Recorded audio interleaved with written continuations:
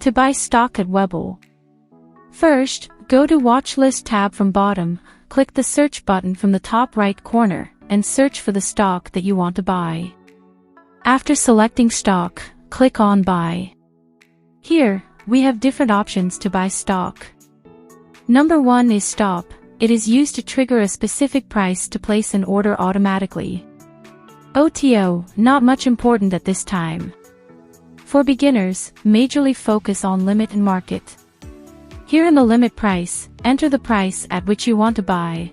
If you want to buy at current market price of stock, can go with market option. In quantity, enter the amount of shares you want to buy. Similarly, if you try with the limit option. After that, click Buy, checkmark and continue, then confirm. And the order is successfully placed.